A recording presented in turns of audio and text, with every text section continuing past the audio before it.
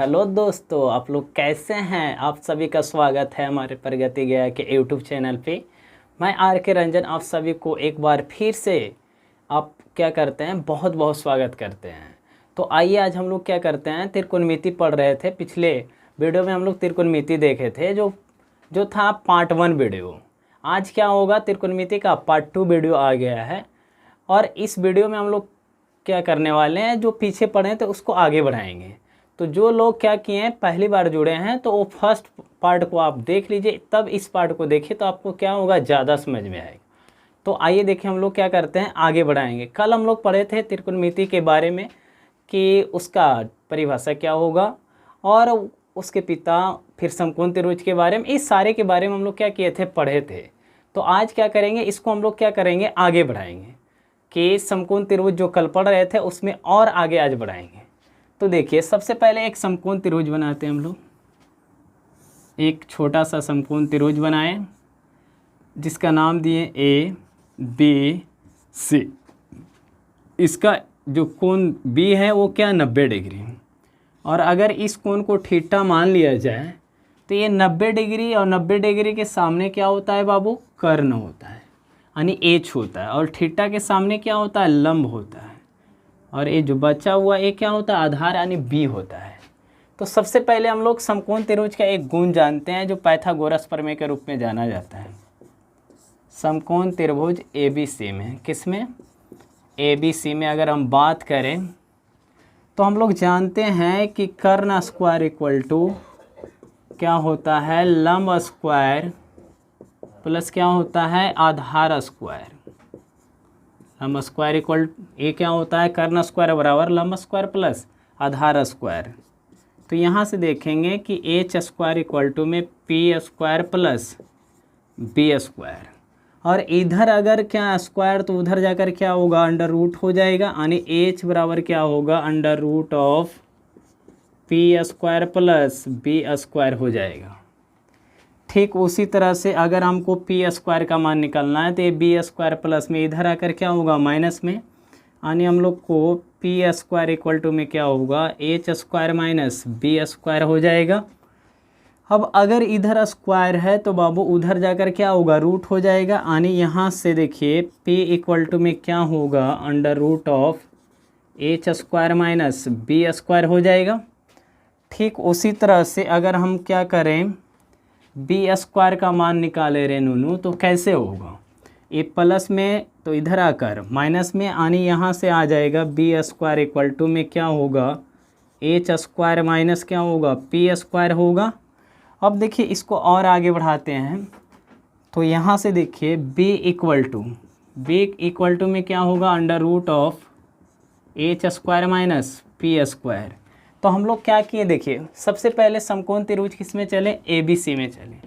तो आप जानते हैं कि कर्ण स्क्वायर बराबर क्या होता है, लंब स्क्वायर प्लस आधार स्क्वायर होता है। तो इसका क्या होगा वैल्यू, एच स्क्वायर बराबर क्या होगा, p square plus b square. अगर इधर स्क्वायर है तो उधर जाकर क्या होगा, अंडर रूट हो जाएगा आपके पास। ठीक उसी तरह से ई क्या है, बी स्क्वायर प्लस में, तो इधर आकर माइनस में, यानी पी स्क्वायर इक्वल टू में क्या होगा आपके पास, पी स्क्वायर इक्वल टू में आपके पास क्या होगा, h square minus b square होगा। और अगर p का मान निकालना हो तो ये p बराबर क्या होगा, स्क्वायर था इधर, तो ये क्या होगा, अंडर रूट उधर चल जाएगा, यानी p इक्वल टू में under root of h square minus b square. ठीक उसी तरह से अगर बी स्क्वायर का मान निकालना है तो ये पी स्क्वायर प्लस में इधर आकर माइनस में, यानी बी स्क्वायर इक्वल टू में क्या होगा, under root of h square minus p square. ठीक उसी तरह अगर b का मान निकालना होगा तो ये स्क्वायर में तो उधर जाकर क्या होगा, रूट में हो जाएगा, यानी b इक्वल टू में क्या होगा, under root of h square minus p square होगा। तो यहाँ तक हम लोग समझे, और देखिए आगे बढ़ाते हैं इसको।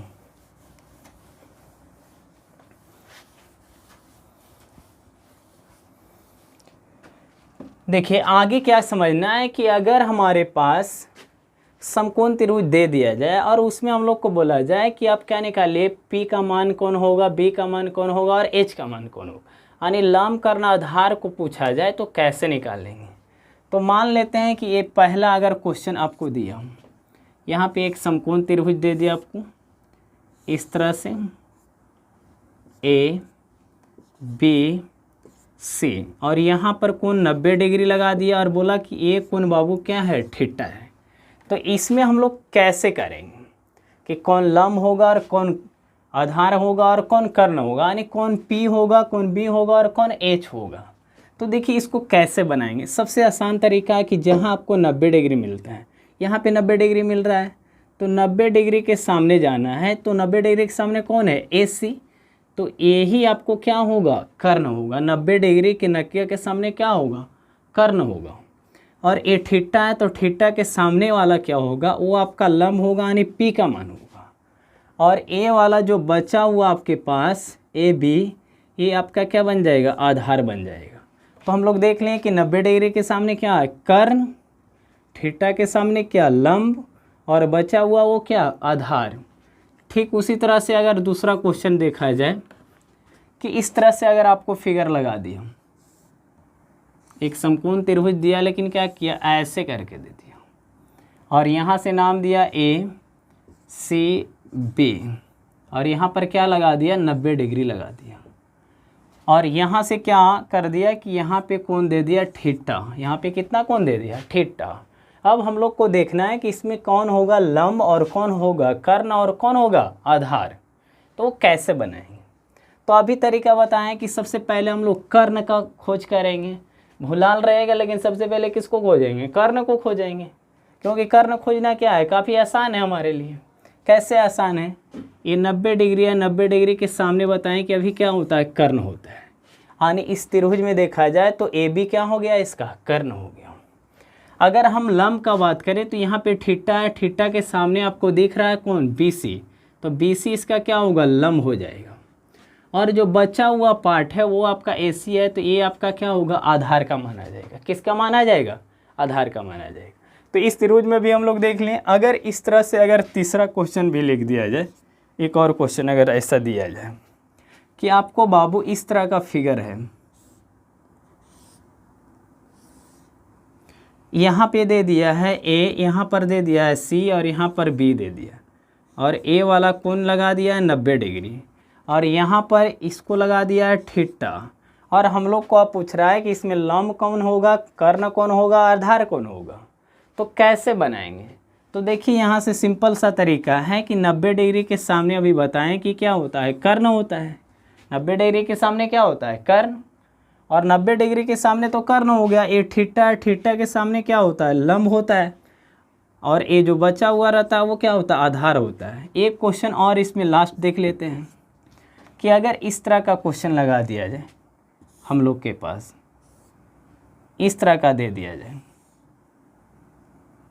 कि यहाँ पर बाबू A है, यहाँ पर B है, और यहाँ पर C है, और ये कोण क्या है, 90 डिग्री है, और इस कोण को क्या कर दिया है, थीटा मान लिया गया। तो अब क्या करेंगे हम लोग, कैसे लंब, कर्ण और आधार को निकालेंगे, यानी इसमें कौन होगा लंब, कौन होगा कर्ण और कौन होगा आधार, इसको कैसे बनाएंगे। तो सबसे पहले हम लोग क्या करेंगे, कर्ण को खोजते हैं, क्योंकि कर्ण खोजना क्या आसान है। तो ये 90 डिग्री, 90 डिग्री के सामने क्या होगा, कर्ण हो जाएगा, और ये अगर थीटा है तो थीटा के सामने क्या होगा, आपको लंब हो जाएगा, और ये जो बच रहा है ये क्या होगा, आपका आधार होगा। तो ये चारों क्वेश्चन को हम लोग क्या कर लिए, समझ लिए कि कैसे होगा, ये कौन लंब होगा, कौन कर्ण होगा और कौन आधार होगा। तो अब आप लोग को आसान है, पूरा विश्वास है कि आप लोग इसको क्या कर लेंगे, पहचान लेंगे कि कौन लंब होगा, कौन कर्ण होगा और कौन आधार होगा। आगे देखिए हम बढ़ते हैं।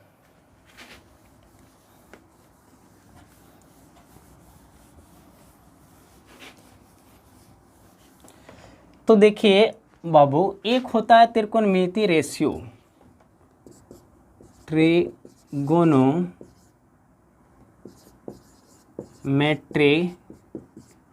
रेशियो।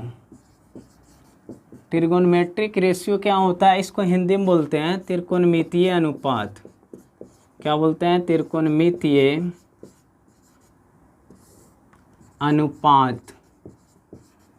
क्या बोलते हैं इसको, त्रिकोणमितीय अनुपात। तो देखिए एक चीज़ आप लोग समझे होंगे कि ये त्रिकोणमितीय अनुपात का बहुत ज़्यादा महत्व है। अगर हमारे ये त्रिकोणमितीय अनुपात नहीं रहेगा तो त्रिकोणमितीय समझिए कि इसका कोई अस्तित्व ही नहीं रहेगा, कोई काम ही नहीं चलेगा। त्रिकोणमिति रेशियो के बिना। त्रिकोणमिति रेशियो है तभी क्या है, ये त्रिकोणमिति है, यानी अन्यथा नहीं रहेगा। तो हर हमेशा त्रिकोणमिति रेशियो का बहुत बड़ा क्या रहता है, महत्व रहता है। तो देखिए अगर देखा जाए तो त्रिकोणमिति रेशियो इसमें मात्र कितने हैं, 6 है। त्रिकोणमिति रेशियो टोटल कितने हैं, 6 है। कितने हैं, त्रिकोणमिति रेशियो कितने हैं, 6 है। उसमें से पहला नंबर पर कौन है, वो आपका क्या है, साइन। और साइन देखिए ये पूरा नाम है SINE और इसको शॉर्ट में क्या लिखते हैं, SIN लिखते हैं, साइन। दूसरा क्या है बाबू, वो आपका कोसाइन है। क्या है, कोसाइन है, उसी का भाई जैसा लग रहा है, वो साइन है तो ये कोसाइन है। देखिए तो कोसाइन को शॉर्ट में क्या लिखते हैं, कॉस लिखते हैं। क्या लिखते हैं, कॉस, COS। तीसरा जो है आपका वो आपका क्या है, टैन। टेंजेंट इसको बोलते हैं, टेंजेंट। और देखिए इसको शॉर्ट में क्या लिखते हैं, TAN, यानी क्या होता है, टैन। तो अभी तक हम लोग 3 वो देखें, SINE साइन, साइन को शॉर्ट में क्या लिखें, SIN साइन। कोसाइन को शॉर्ट में लिखे क्या, कॉस। टेंजेंट को क्या लिखें शॉर्ट में, टैन। अब देखिए अगला जो है हम लोग का चौथा नंबर जो है वो आपका कोटेंजेंट है। क्या है, कोटेंजेंट, और इसको बोलते हैं शॉर्ट में कॉट। क्या बोलते हैं इसको शॉर्ट में, कॉट बोलते हैं। 5वां नंबर जो है आपका वो है आपका सेकेंड। क्या है, सेकेंड, और इसको शॉर्ट में क्या लिखते हैं, ACC, सेक। और छठा जो आपको वो है कॉसेकेंट। क्या है, छठा कॉसेकेंट, इसको शॉर्ट में क्या लिखते हैं, कॉसेक लिखते हैं। क्या शॉर्ट में लिखते हैं, कॉसेक लिखते हैं। तो ये हमारे क्या रहे, 6 गो त्रिकोणमितीय अनुपात रहे। कौन कौन रहे हैं, पहला साइन रहा, दूसरा कोसाइन रहा, तीसरा क्या रहा, टेंजेंट रहा, चौथा कोटेंजेंट रहा, और 5वां क्या रहा, सेकेंड रहा, और छठा क्या, कॉसेकेंट रहा। अब शॉर्ट के अनुसार देखा जाए तो पहला साइन, दूसरा कॉस, तीसरा टैन, चौथा कॉट, 5वां सेक और छठा कॉसेक। तो ये 6 त्रिकोणमितीय रेशियो क्या है हमारे पास, जो त्रिकोणमिति का रीढ़ माना जाता है। बिल्कुल इसके बिना त्रिकोणमिति जीवित नहीं रह सकता है, यानी ये है तो उसका प्राण है, अन्यथा उसका प्राण टूट जाएगा तुरंत। तो अब आइए देखिए हम लोग क्या करते हैं और आगे बढ़ाते हैं इसको।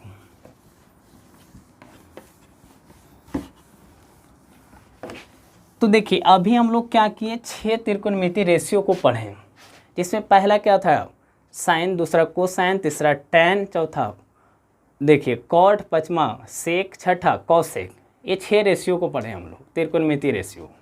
अब देखिए ये क्या होते हैं, 3 गो रहता है और 3 उसका क्या रहता है, उल्टा रहता है। 3 गो क्या है रेशियो और 3 गो उसका क्या है, उल्टा है। तो देखा जाए तो मुख्य रूप से क्या है, त्रिकोणमिति रेशियो मात्र मुख्य रूप से 3 ही है, लेकिन 3 उसका क्या है, व्युत्क्रम है। वो कौन कौन, देखिए किसका व्युत्क्रम होता है वो हम लोग देखेंगे। तो अगर हम बात किया जाए फर्स्ट में, ये जो है साइन, साइन का अगर व्युत्क्रम बात किया जाए, साइन का व्युत्क्रम या तो इसको बोलते हैं उल्टा।